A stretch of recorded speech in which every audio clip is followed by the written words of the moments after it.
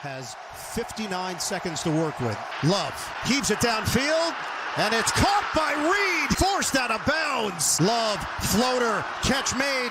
Dillon is down. One last chance for the Packers. Love throws, intercepted, and it's over.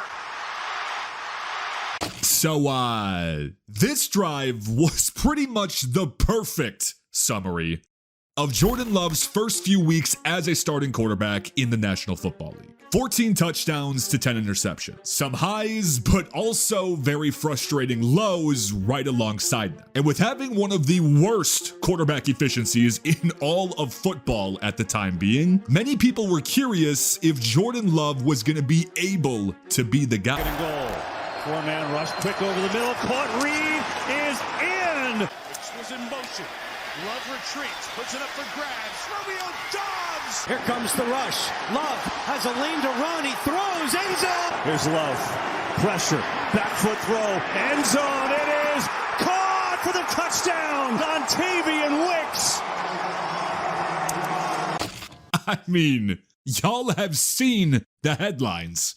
Fast forward about 8 or so months later, and he is now the highest paid quarterback in the history of professional football. But you guys, we're not here to talk about the contract. No. We're here to talk about literally everything else regarding the Green Bay Packers. Okay, training camps are officially here, and with that, so are the new faces. And whether it be those new faces between both incoming free agents and the rookie class, maybe your MVP caliber quarterback if he keeps pace, the young wide receiver core, the offense, the new look defense, every single thing that you can consider here. I mean, if training camp is any indication, I don't think some of you are going to believe what they're trying to do until you actually see it.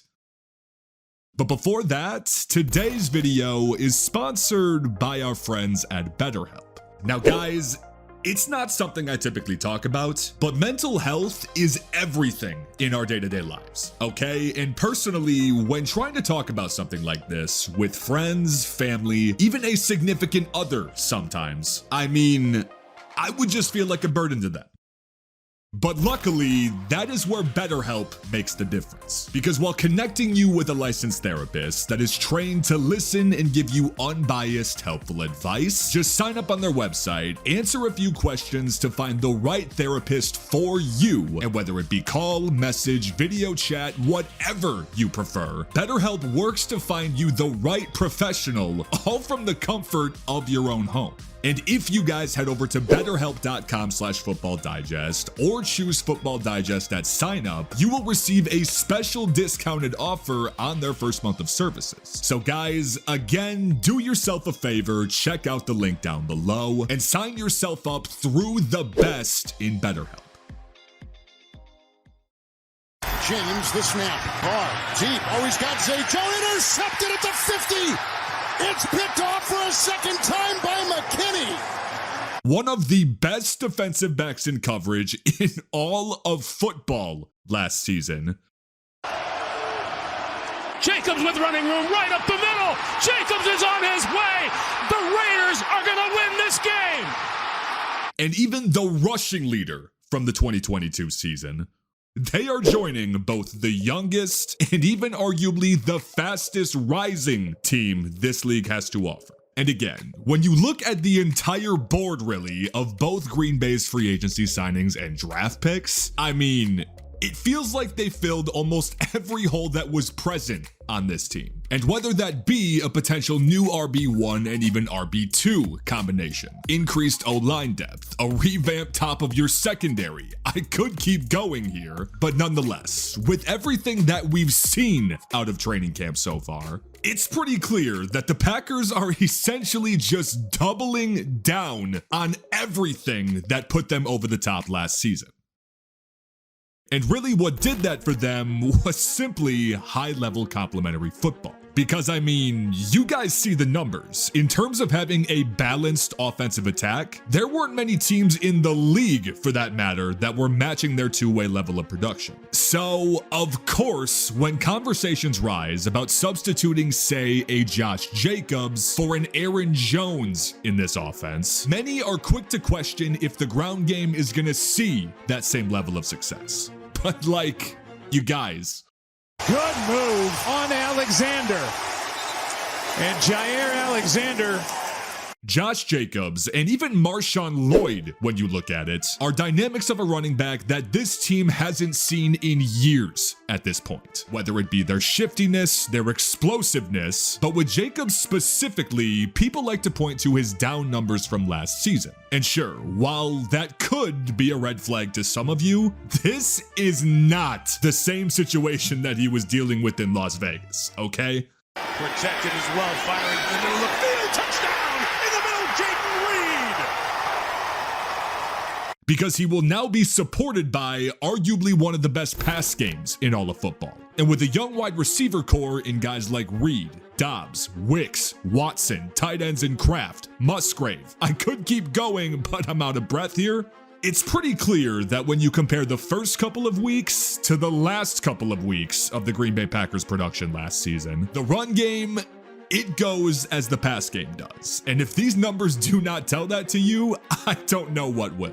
I mean, even Matt LaFleur has said it constantly throughout this training camp. He was acting too conservative the day that these guys went to Detroit on Thanksgiving. Every single aspect of this offense changed for the better. Because with finally giving Jordan Love that extra freedom in play calling, you saw new things within the offense, like say increased use of play action, where this offense began to thrive down the stretch of the season. Even other areas with their wide receivers, like say just stretching the field more, extended route running, whatever they could do to expedite the production of this wideout room, like posting the most productive season collectively in the Super Bowl era of a group of first and second year receivers. Yeah, if words can't do it justice, I think those numbers definitely will. Okay, and if you even want to go one step further and compare that to the one-dimensional offense that Jacobs was dealing with last season, again, him, Lloyd, and Dillon, with this guy at the helm, the past shows at least, I think they're gonna be just fine. But also, what about the opposite side of the ball for this team? Because I mean, aside from dipping into the bank to grab one of the best safeties in all of football, this team's draft class is loaded with defensive potential. Okay, Edgerrin Cooper could very well have been the best downhill linebacker in the draft. You've also got guys like Javon Bullard that we mentioned earlier, Tyron Hopper, Evan Williams, and hell, just the more aggressive approach that new defensive coordinator Jeff Hafley plans to take with this team. This side of the ball was obviously this team's biggest weak point last year. Now, is the early success they're seeing in training camp going to translate to the regular season? Well, that and everything else that we have mentioned in this video is where I need to hear what you guys have to think of this. So please let me know in the comments. What has surprised you the most out of everything we saw Green Bay do over the course of this offseason? And if you had to, give me a prediction for what Green Bay's record is going to be at the end of the season. But once again, I just wanted to say thank you guys so much for watching. I appreciate y'all more than anything, and I will see you guys in the next video.